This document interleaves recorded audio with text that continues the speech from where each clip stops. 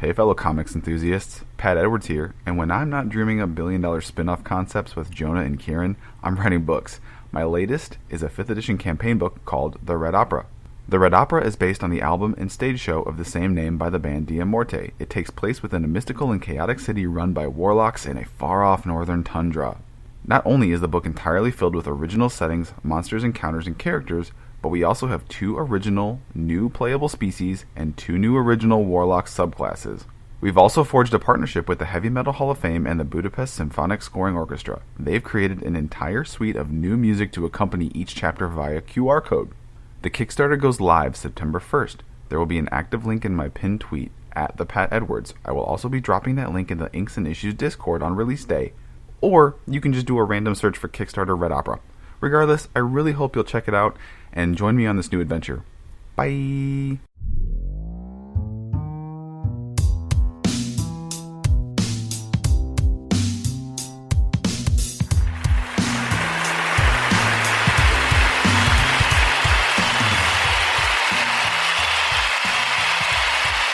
Oh my gosh, wow, just the applause is deafening. It's, wow, and we're digital as well.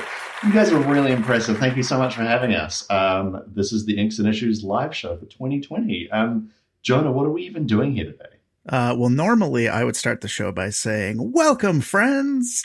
This is Inks and Issues, a podcast. It's a book club and all that random stuff that I say. But that is not the case at our live shows. In our live shows, we generally have a guest. This year, we're very excited because Pat Edwards is here. Say hello, please. Hi, hello. Happy to be here. Thank you. Pat, you have a few podcasts people may have heard of. Let's rewatch. Let's see. Happy Hell Hour, which is also on this channel that we're on right now. I feel like there's several. Technically not a podcast because Tim has never put the episodes out in podcast form, but they all are on YouTube.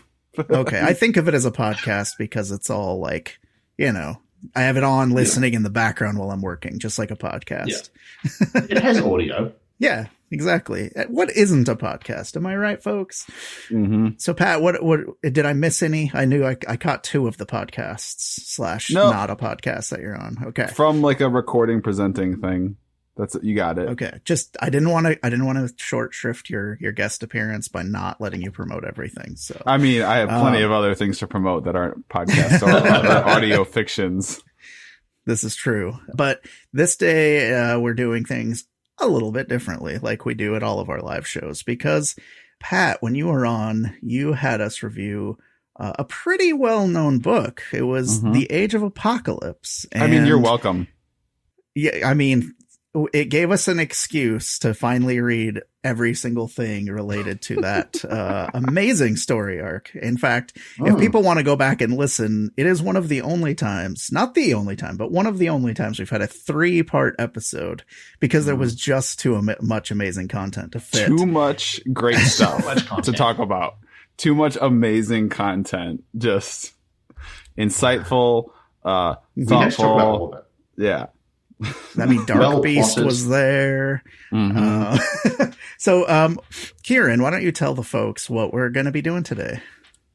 So, as we all know, Age of Apocalypse, I'll get Pat to tell you what it actually is in a second because I feel like he's the expert. But Age of Apocalypse was like a big crossover that X-Men did back in the day, and it was ridiculously successful. It just sold so many books. And so we're here today basically to apply the Age of Apocalypse treatment to some of our favorite franchises, to some of our favorite properties, to try and generate a little bit more success for some of our favorite things in the world. And really just kind of like, apply what I think we can all agree is a winning quality formula to other things. So Pat, for the folks at home who maybe don't know, like, what is Age of Apocalypse? What can we kind of expect? What changes do we need to make? I mean, Age of Apocalypse is a very special, unique narrative achievement. So what these geniuses did, is they took their existing property, which was mainly X-Men centric, but the Marvel Universe with, a laser focus on the X-Men corner of that world.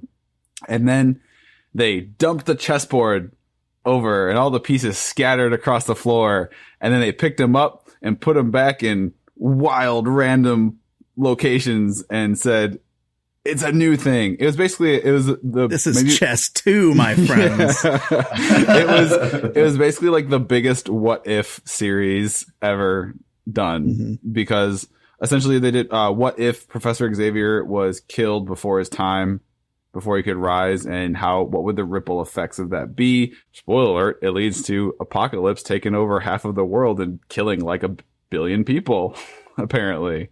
And then the real I think for me, the real funness of it that they you could tell they really enjoyed was what I call like the side flippers. Is you had a number of characters that were traditionally villains or traditionally heroes that were on the different side because of the way the timeline worked. I think most infamously was the Dark Beast, who it still makes no sense because you have the most. Okay, what if Beast, but his fur was dark blue and he was very evil the most like benevolent, no scientifically enlightened X-Men became like this cruel, like incredibly, like unbelievably cruel evil scientist who did these awful torturous experiments on people. Like just irredeemably horrible. I mean, it was great. So that's Age of Apocalypse, kind of in a nutshell. There's too much to delve into, but today, like Kieran had mentioned, we want to dive into other franchises. Like, how do we get the big bucks? So what we decided to do was we will be pitching to each other and you, the audience, our own version of Age of Apocalypse using an existing franchise. And did we even discuss who we wanted to go in what order? Hell no. That would be way too much. I mean, can we vote in the chat? No, that's fine. Absolutely not. Pat, do you want to start us off, because this whole panel was really your fault? I mean, idea. Okay. I mean, yeah, that's true. All right. I got plenty of pitches for you fine industry studio executives that I'm going to pitch to you guys. I got like 4 of them, 4 or 5 of them, but here's going to start. Throw up a softball for it. It's a no-brainer, right? It's already a very successful franchise. I'm listening. The Caribbean is dead. Genius. I love it. Who's dying? So in a world where it used to be pirates ruled the high seas and the royal navies would try to contain them, there would have been a savior, a hero that would have brought order and balance to the seas, a young blacksmith's apprentice named Will Turner. Well, Will gets fucking killed. So I want to imagine Pirates of the Caribbean if Will Turner died like right away out the gate. Like maybe Jack Sparrow kills him in their like blacksmith fight right in the beginning. Their blacksmith duel? Yeah. Just runs him through? Yeah. Instead of when he goes like, you cheated, pirate, his cheating was shooting him. He just drops and then he dies. Yes. And what happens then? So where I'm going with this is we had these like loose rules where it's like someone has to die who's a super main character, like very pivotal, like core, like 3-4 people, because to set off this ripple effect. And then you have to have someone like rise to this evil level of power. So in my Pirates of the Caribbean, Will Turner dies. Jack Sparrow fucks off. Or are we allowed to, I don't even know we're allowed to cuss on the Geekly. Yeah, we're allowed to cuss. I'm pretty sure. And my big bad though is actually Elizabeth Swann. She's so upset at the death of her love that she goes on this crazy blood-soaked spree, just slaughtering every pirate. And eventually she runs afoul of the Royal Navy because she's breaking the law. She's doing murders. She's doing hella murders all over the seas, high seas. And she kind of becomes a pirate, but like the pirate's pirate. So she targets anyone and she becomes just literally just vicious and cold. And her nickname is the Black Swan. And her colors are a black flag with a white stenciled swan outline. And I like that. And she just basically becomes like this uber pirate queen that basically shuts down sea trade travel. Essentially, you are not allowed to sail unless you work for her. And that includes the Royal Navy, everyone. And then you have to have this loose alliance of like Barbossa and the pirates have to team up with the British Navy guys to try and get some semblance of balance back. I honestly hadn't figured out where I want Jack Sparrow to land in this whole thing. I kind of like the idea of. I'm open to pick. You have an idea? I feel like Jack Sparrow, you know, because like we gotta eye this towards the movie adaptation as well. You know, so like this isn't just a comic. We gotta make it into the movie too. So I feel like Johnny Depp, his likeness, very expensive. So he's not in the story for very much of it, right? So what they're trying to do is they're trying to find Jack Sparrow so that he can then defeat the Black Swan because he has a compass, because that's a thing that pirates have, and it's magic, and so he can use that to defeat the Black Swan. So, you know, it saves us money and keeps people reading. And references things that actually already happened in those movies. So. Does the first movie end with them, whoever our protagonist ends up being, finding Jack Sparrow on an island and looking out, and they're holding up like a pirate's cutlass to him, and he turns around and like throws a hood back? Yeah. And that's how it ends. And you're like, oh my God, it's the guy. The hood is somehow over his hat. Yeah. So it's a very really big hood. Yeah, and he's holding up the compass, looking out to sea. And then he turns around and he says something like, you know, "Yo ho ho, mates," and then the movie just ends. Yes, love it. Great. Print $1 billion. A billion minimum opening weekend. Minimum $1 billion per weekend. Yeah. That's just and that's just the appetizer of my ideas. Gentlemen, to the board of the audience, you're the board of directors, by the way, for Age of Awesome Incorporated. So, Pat, how many million are you trying to get out of these, out of the board today? Honestly, I think I can do this on a shoestring budget of $137 million. That doesn't count that doesn't include marketing, just so you know. No, it never it never does. But my question is, we had discussed one of the key points of Age of Apocalypse is spin-offs that really have nothing to do with it, using weird characters nobody cares about. Now, who would that be in your Pirates verse? Would it be those two goofballs that are always in the background? Would they be having adventures? I don't even remember their names, but you know who I'm talking about. I don't know their names either. I want them. They get a terrible spin-off adventure where it's like they're the fuck-ups and they're somehow tied with Calypso, the witch, yes. And she's like super good at her job and competent, and they are, you know, bumbling idiots. And it's just her whole thing is just one big eye roll because they keep screwing stuff up. But just the wacky misadventures of these two pirates that everyone totally knows the names of. Yep. And it ties them back in because their adventures have no bearing on the main story, much like Blink in Age of Apocalypse. So. I mean, Pat, that's a great pitch, and I think $1 billion per weekend that it comes out is even during estimate. quarantine, it'll still in VOD sales. I think it'll still like we'll put it up online for $30 a viewing, like easy peasy. Yeah, everyone's loving that. Now I want to pitch something to you here. Okay, are you guys ready for this? Okay, so here's the tagline. Pallet Town is dead. So, Ash Ketchum, beloved Pokemon trainer by all children worldwide, when he picks up that Pikachu, and that Pikachu shocks him, heart stops. He dies. He's a 10-year-old boy. He can't handle it. It's too much. He dies, and you know what happens to the world of Pokemon? Team Rocket. Team Rocket happens to that world, and they take over. Now, I know what you're thinking. Giovanni, he's a mob boss. That's not very exciting. Well, he doesn't take over the world. You know who does? Meowth. That's right. Whoa. What? Curveball. I know, right? No one's expecting it. But, because we're going to have two deaths. Ash dies, and then Meowth finds Giovanni, kills him. No way. Whoa. Get out. $1 billion a weekend. Easy. Yeah. Yeah, easily. So Jesse and James, I'm guessing, are the ones who would have to form some kind of resistance in this scenario to... Or do they fall in line? Do they resist? Or do we split them up? That would really get people questioning things. Here's what I'm thinking. Jessie is evil, somewhat reluctantly, so she has some doubts. James is good, and they're also secret lovers. Yeah, that is a big thing that keeps happening in Age of There's a Apocalypse, lot isn't of it? people being lovers and also Yes. people being pregnant as well. Yes. So with the Pokemans themselves, I did that on purpose.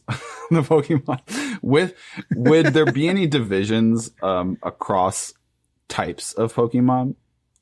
Are we looking at like all the grass types siding with Meowth's reign of terror, and like fire and water, who are very opposed, have to like work together? Ooh, I do like that. I like that a lot, actually. I think that would be the case. I think some types would side with Meowth and his reign of terror, while others, I feel, would definitely try and side with the resistance. Is Bulbasaur the dark beast of your world? Absolutely. Constantly experimenting. Constantly experimenting on other Pokemon. I mean, it gets dark. Yeah. Now, what of Mewtwo? That's the X factor, I feel. Because Mewtwo is the lab, like, modified super soldier. Sometimes good, sometimes bad. But where's Mewtwo going to fall in this world? That's the big question, right? Question. I feel like maybe, Mewtwo could be the X factor, like very powerful, said to be... Whoa, wait a minute. Not just the X factor. X-Man. Oh. Remember how X-Man came from this? Mewtwo's the Nate Gray. Yeah. Mm-hmm. Yeah. So he's there. And he's created really in a lab. Yeah. Super powerful. Kind of factors in. But the coolest hero that everyone knows about, if you know comics, you know who Nate Gray is. Oh, yeah. I mean, him and Morph are everyone's two favorites from this book. Who would the Morph be? Ditto, obviously, right? Like, who else could it be? So he's constantly cracking wise, even though they can still only say their names, I'm assuming, right? Other than Meowth. That's why he's the head honcho. So Ditto is just like, Ditto, am I right? And I want to see like a spin-off that means nothing of Cubone just kind of doing his own thing, being a very cynical Cubone. I think he's always like smoking. I want to see Cubone smoking constantly. Cigarettes just nonstop. Getting vengeance on whoever killed his mom, whose skull he's wearing. He's always crying. He always has a tear. He always has they always have like real big close-ups of his eyes, and like he looks really fierce, but he has like a little line of tears at the bottom of his eye. Yes. And I just realized there's definitely a character that we all know and love that is Candyman? Was that his name? He was a giant, round-headed, four-armed, weird-ass monster. You're talking about the Pokemon that looks like a clown? I am not talking about Pokemon. I'm talking about in Age of Apocalypse. Oh, yeah, Candyman. The Sugar Man. The Sugar Man. The Sugar Man. Yeah. Sugar Man in Age of Apocalypse was like this big four-armed monster that ran like a mine or like a power plant of some kind. And for some reason, it was staffed like exclusively by like old people, prisoners of war, and like a bunch of children. Yeah. So he was very like a cruel kind of taskmaster. Mm-hmm.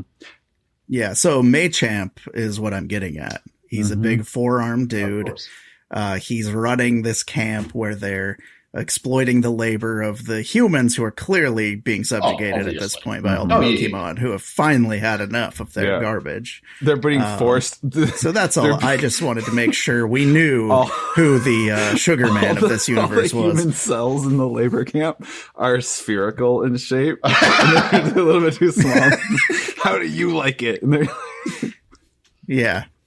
Exactly. Honestly, with like that one now sentence, Jonah, somewhere. I'm now on Meowth's side. I'm backing him as like the hero. Okay, well, fair. But I think this would have a lot of merchandise opportunities, maybe some video games. I mean, so many dark Pokemon. But what are you going to call it? Age of Pokeapolis? Apocalypse? Done. Yep, I can see it in a banner now. Age of Pokeapolis. All right. Because the main city in the story is called Pokeapolis, and it's also the Pokemon Apocalypse. There you go. Perfect. Sells itself. I am fully on board. If I can get the blessing of our esteemed, our board group chat over here, our board of directors, then I think we're ready to print and ship this one. Absolutely. Unless, I was saying, do you have any other ideas? I do. I wanted to hit you with this. It's going to be I'm going to just start you off with this little tagline here. Coolsville is dead because this is the age of Scoobopolis. I love it. Or Scoopocalypse. I'm getting my city and my name mixed up. So we all know the Scooby Doo verse and the Hanna-Barbera verse like the back of our hands, I assume, just like everyone else does. So we can do whatever crazy thing we want. Now I'm going to hit you with this. So the Mystery Inc. has been doing their thing for a little while in this universe, but when they are investigating the haunted amusement park, a young Scooby Doo is accidentally killed by falling into a taffy machine. Whoa. Damn. That is... Yeah, it's very dark hardcore. And very the kids brutal. Will love it. Talk about a sticky situation. Exactly. This guy gets it. I really hope there is actually a my goal of like a close-up. My goal is to break. So, with Scooby out of the way, the problem is that's kind of the heart and soul that keeps Mystery Inc. together. But his Shaggy's parents, knowing he's really depressed because he lost his best friend, and they're like, you know what? There's only one thing we can do. We got to get him a new puppy. Parents, they mean well sometimes, but you shouldn't really replace the pets. And until people have had time to mourn and move on. And you especially should never, ever buy your kid Scrappy Doo as your new puppy. Because we all know he is the epitome of evil, and he actually is the one to corrupt Shaggy. And he's like, hey, Shaggy, I'm also a talking dog, and I know a secret. There's a being out there in the Hanna-Barbera verse that can bring Scooby back to life. So through his corrupting influence, he gets Shaggy and the rest of Mystery Inc. to help him track down the Great Gazoo. Now, some of you might not know who that is, but he's actually an all-powerful alien from the Flintstones. I'm assuming he's immortal based on his power set. He's a very Bat-Mite / Mr. Mixelplex type character. He can kind of grant wishes and help them out. He also constantly calls everyone dum-dum. So they track down and find the tomb that contains this, ancient tome that can summon the Great Gazoo.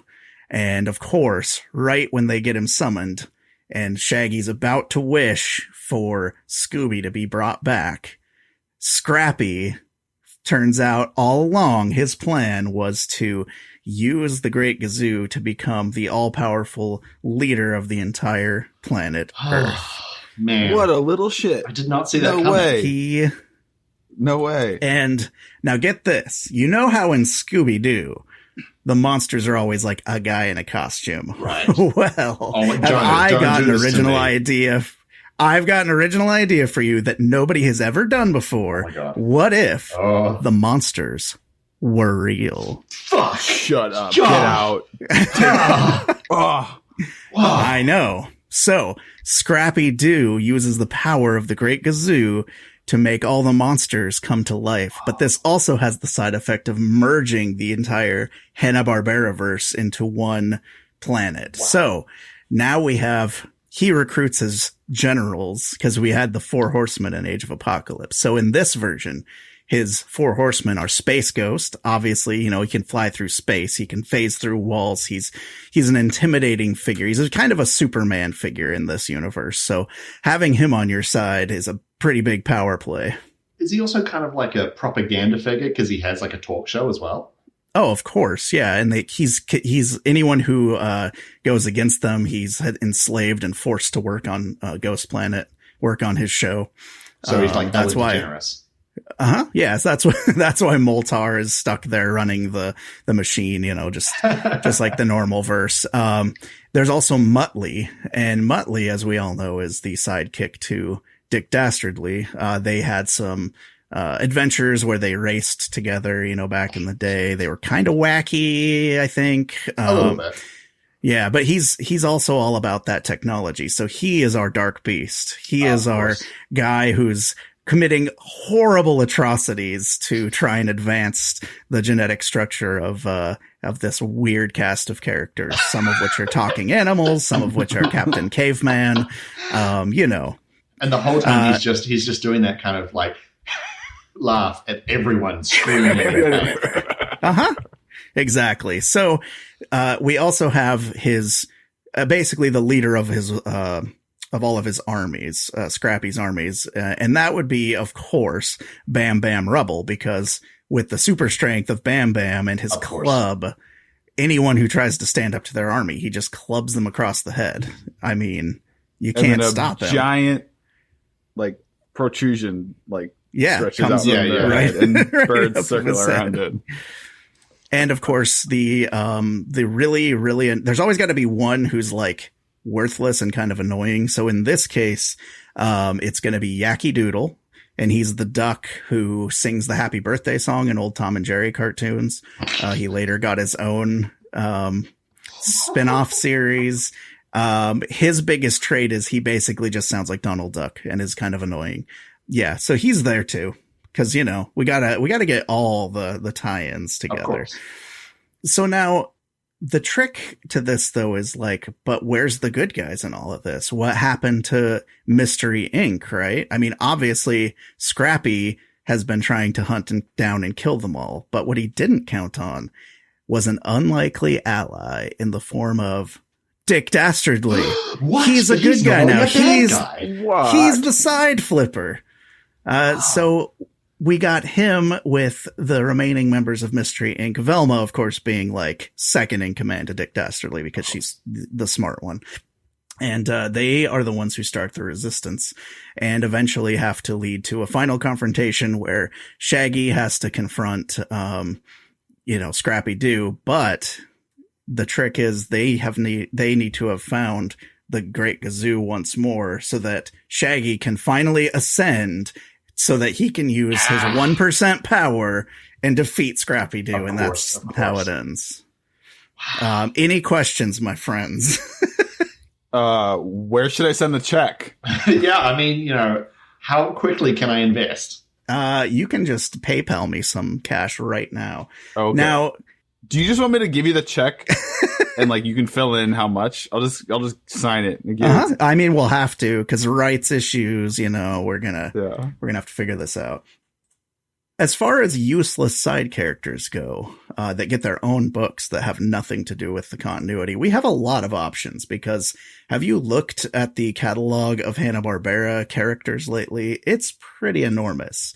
What I was thinking was obviously Snagglepuss and Huckleberry Hound go on some wacky adventures. And just as they're about to tie into the main story, they're killed by, let's say Adam Ant. I don't know. It doesn't really matter. Yeah, sure. Why not? Let's do it. Now, I could see him being one of the guys who has flipped to evil, but gets reflipped to good at the last minute and is one of the key factors. He's got Cyclops syndrome, so he starts, you're like, what? He's a bad guy. Yeah. But then he's missing an eye now, and he's got like long hair. It's kind of in a mullet now. Yeah, exactly. Mm-hmm. That shark that goes, ha-cha-cha-cha-cha, bit out his eye. Yeah, yes. What I actually really want to see, and I can envision like little trading cards and action figures, is it Grape Ape? Yeah. Yeah, so Grape Ape, he's been experimented on by Muttley, and now he's just like a hulking beast. He's like a real powerhouse for the regime, and what he does is he just yells Grape Ape all the time now, and he does that before he brutally murders people. And the kids will go nuts for it. Yeah, exactly. And obviously they've enlisted and forced to enlist both Mr. Slate and Mr. Spacely because they need to use all those sprockets for their murder machines. That's in one of the spin-off Jetson tie-in books, though. So it's like, you don't have to read that one, but we're going to put like 3 different foil covers out there. So people are going to want it. There's a whole side quest about like with this going through the evil Sprockets factory and trying to like unionize the forced labor. And like because the Gruesomes clearly are the ones that work in the factories, right? Yeah, clearly. I'd also like to just quickly, before we like before we maybe look at some other ideas, how about we have a mini series? Mhm. I'm thinking like maybe 6 or 8 issues about like what's going on in space. Oh, and so we can yeah. have a mini series about the Jetsons and how they're like, kind of like a Firefly or like, Battlestar Galactica sort of style where they're like pitted against like, robots or something. But ultimately, it has no bearing on the story and they all die. Or I was going to say one Jetson is part of the main good guy team. And then you do like a whole 6-issue miniseries showing how they all die just to get to this point. And that's how I became a member of your team. Yeah. Like, That's right. Yeah. Someone in the Three chat, men, can I just say, Dread Hubris brought out a very good point. What of Underdog? That is a big power player as well in this universe. Definitely has moved on to another planet because there's just too much going on.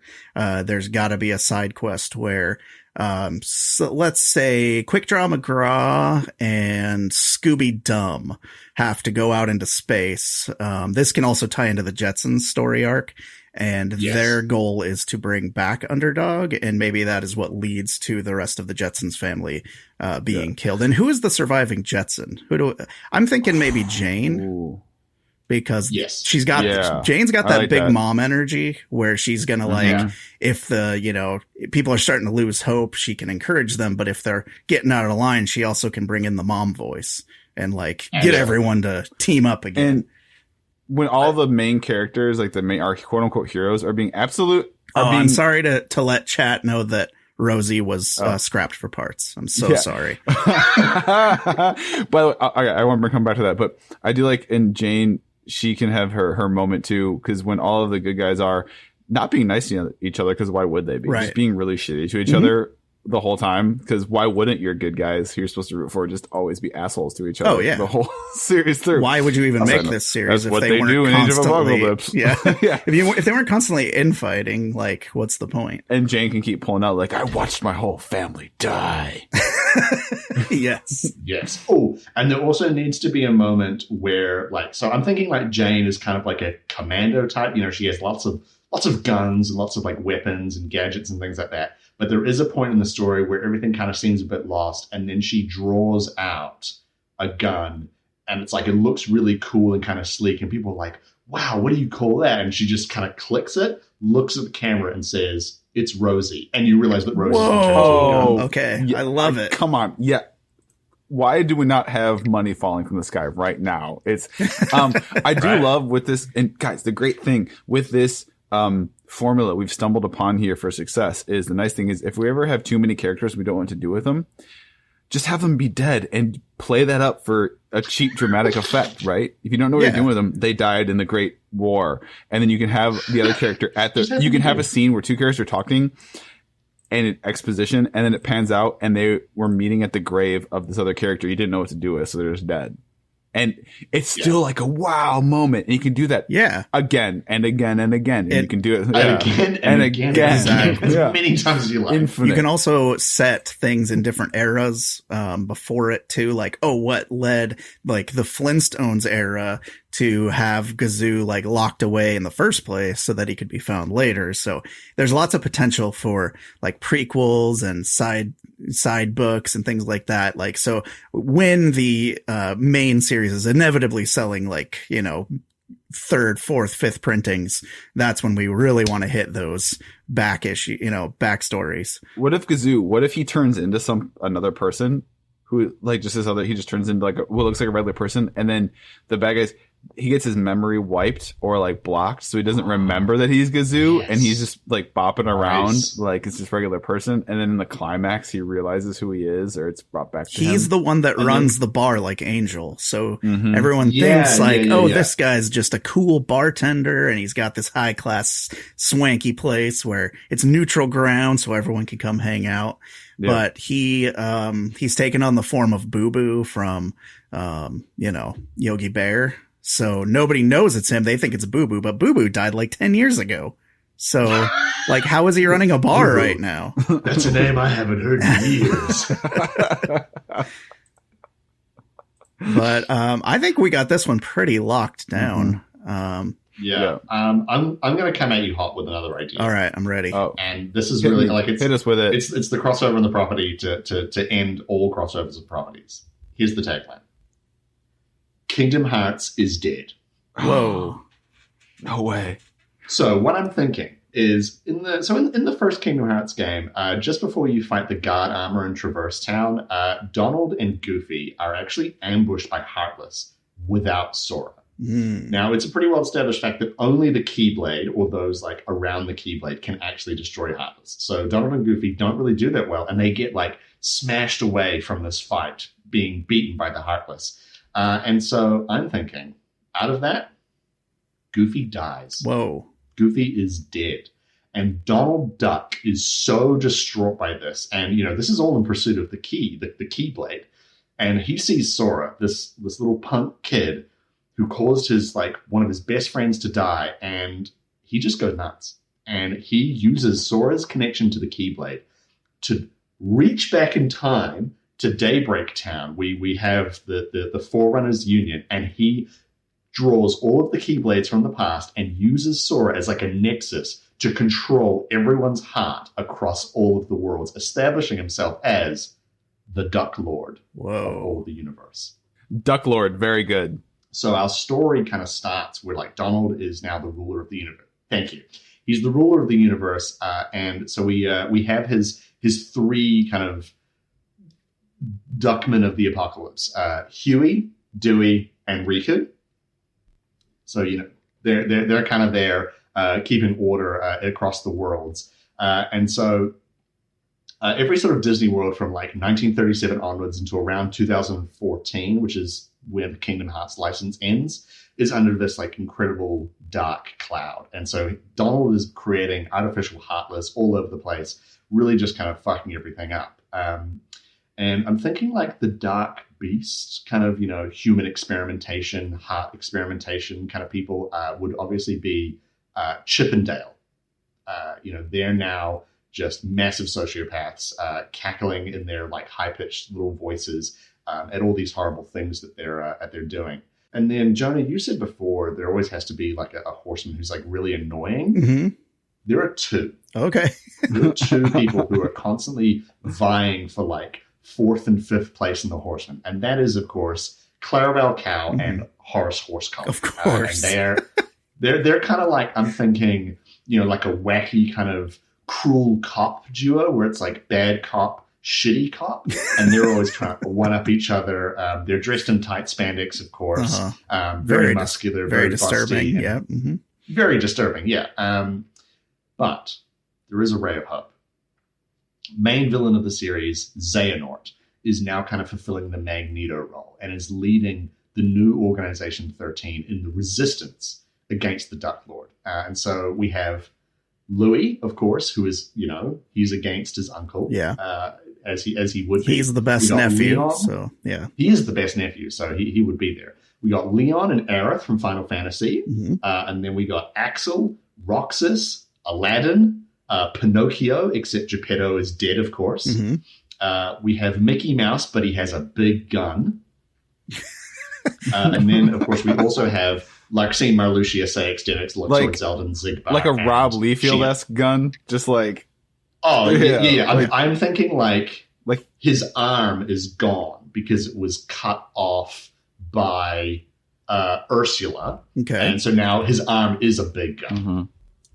And he's no longer the king, right? Like he seems to have stepped aside and is letting Xehanort take charge now because he's like, I failed, but I want to support you. So I'll be one of your right-hand people. I'm feeling like he's kind of like a Gambit character. Oh. Like he comes in and out. Yeah. Like just to kind of like say shitty things and like kind of disrupt things. But then he just leaves again. Of course. Yeah. But our most important character in this resistance is Maleficent from Sleeping Beauty. Who's clearly evil. And so, but now she's good. No way. What? A side flipper. You are so far. The box is like way over there and you're way over there. And like, get this. Get this. Not only is she good, mm-hmm. but she's pregnant with Xehanort's baby. Whoa. That's going to be a powerful child. Yeah, it is. And it's a plot device too. Yeah. The child is obviously a plot device. Yeah.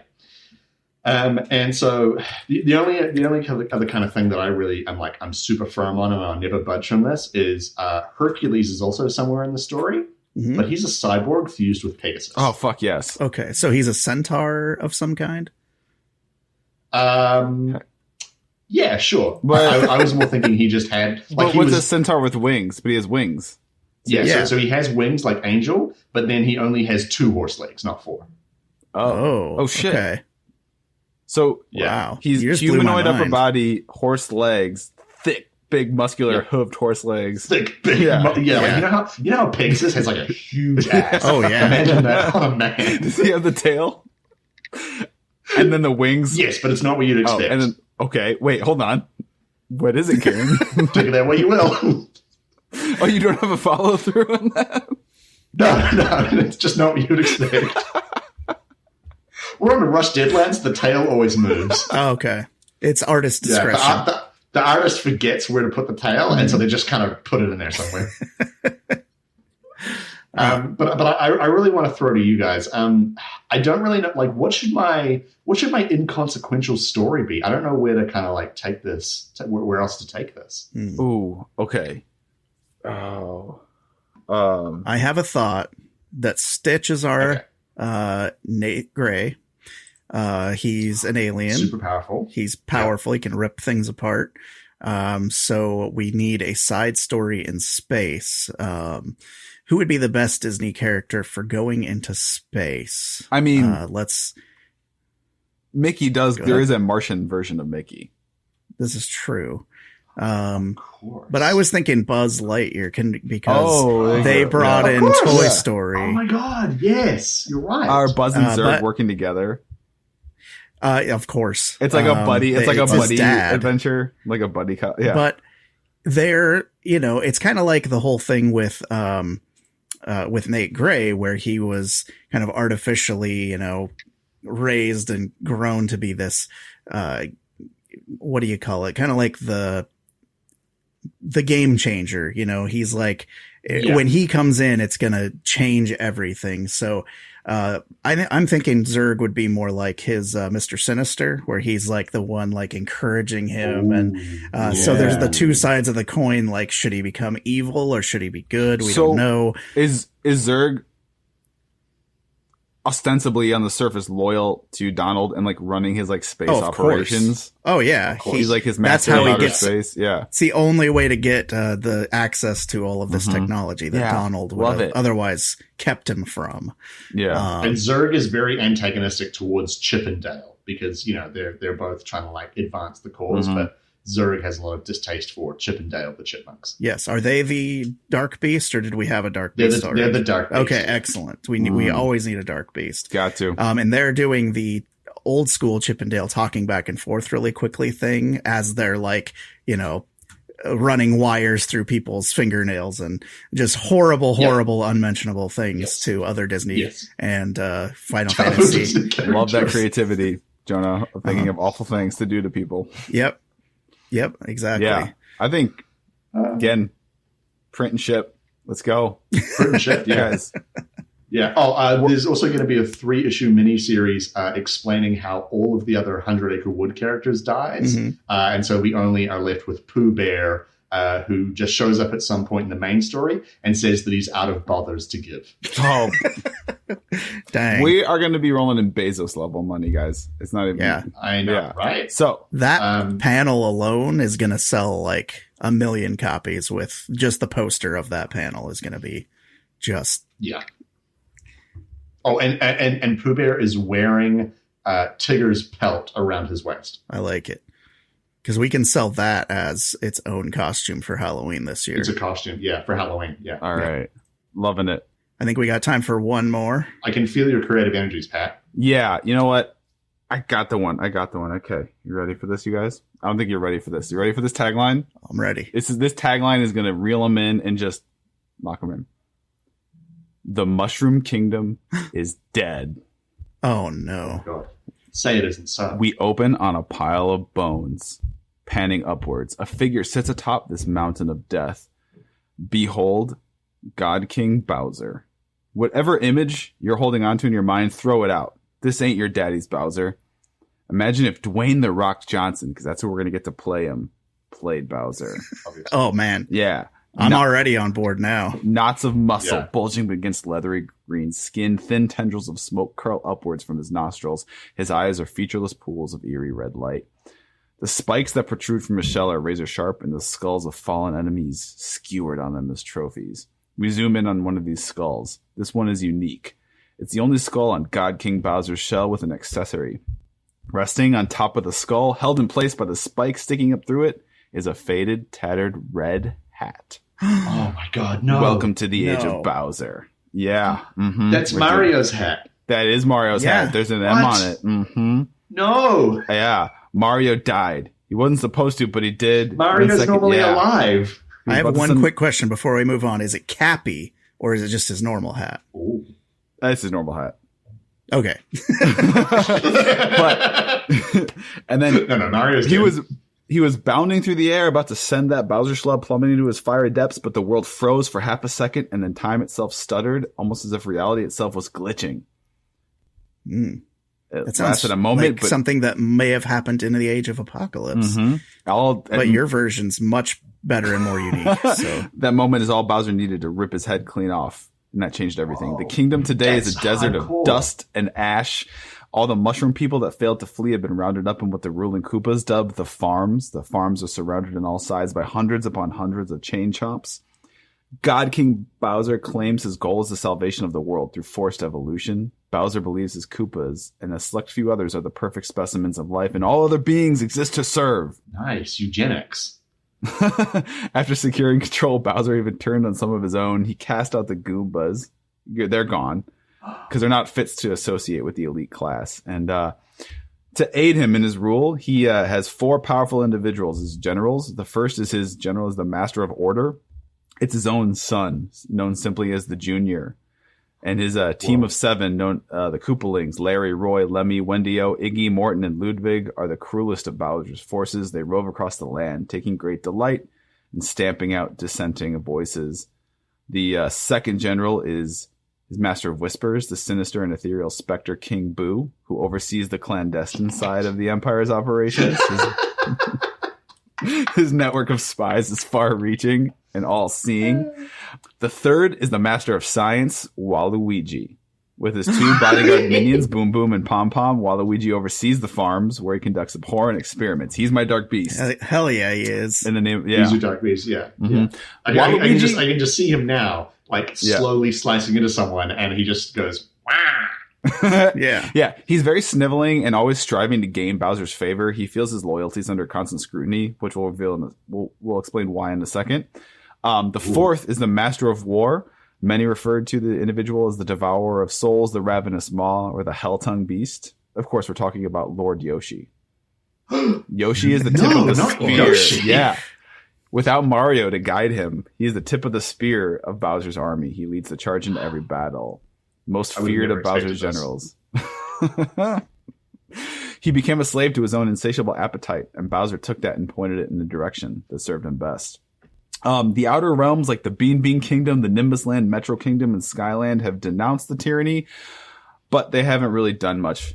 They just kind of barely, are protecting their own borders.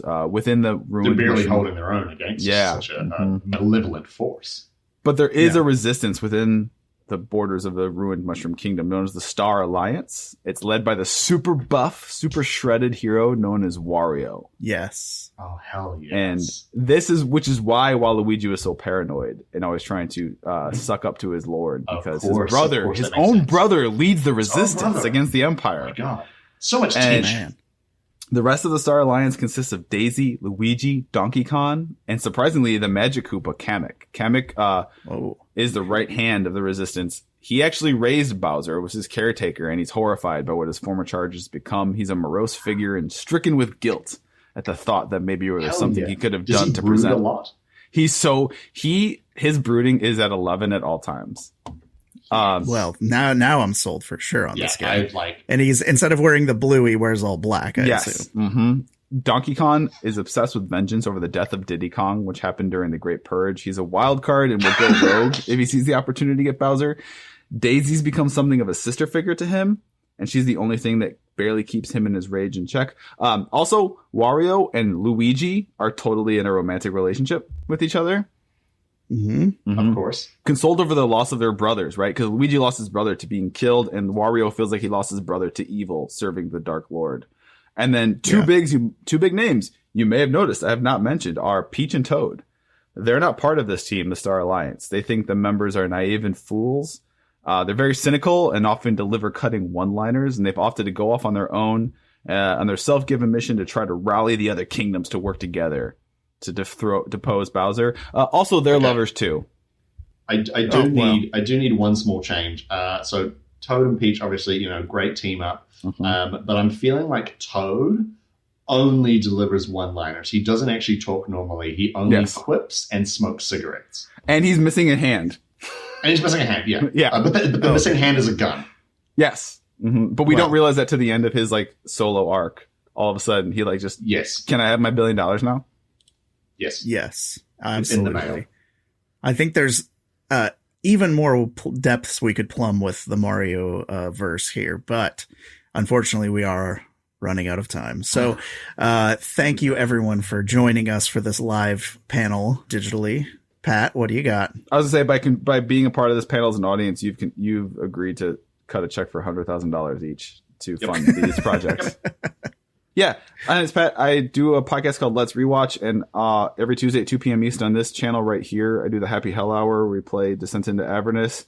I'm a writer. My first book, Space Tripping, is available, ebook, paperback, and Audible. I co-wrote a 5e D&D campaign called The Red Opera, which is going to Kickstarter September 1st. Check that out. I'll be screaming about it for 30 days straight. And thank you guys so much for having me on. I really appreciate that. Of course. Always happy to have you on the show. Kieran, where can people find you on the internet? You can find me on Twitter. I'm at Mr. K_Bennett. You can also check out my D&D podcast, which is for Crits and Giggles. That's at for CNG Podcast on Twitter. Jonah, where can people find you brooding online? You can follow my Twitter at @ArealJonah. And also the show that we're doing right now is on Twitter at Inks and Issues, and also on Geekly. And also, if you're a Twitch person, follow our Twitch channel, twitch.tv/Inks and Issues, because we've been streaming our shows there now and streaming games. But also, we just revamped our Patreon. So if you want to support the show, get the episodes early, get extra bonus content, all the normal Patreon stuff, patreon.com/Inks and Issues. Just Inks and Issues everything, because that's where all of our stuff is. Thank you so much for joining me, fellows, and thank you everyone in the audience for coming and participating. It was really hard to see the chat and keep this going. So I was trying to incorporate ideas I saw in there. Sorry if I missed yours. Everyone was cracking me up in there. I was just trying not to ruin the recording by laughing into the mic constantly. All right. Thank you. Have a good day, everybody. Goodbye. I love you. And I'm also pregnant with Donald Duck's child.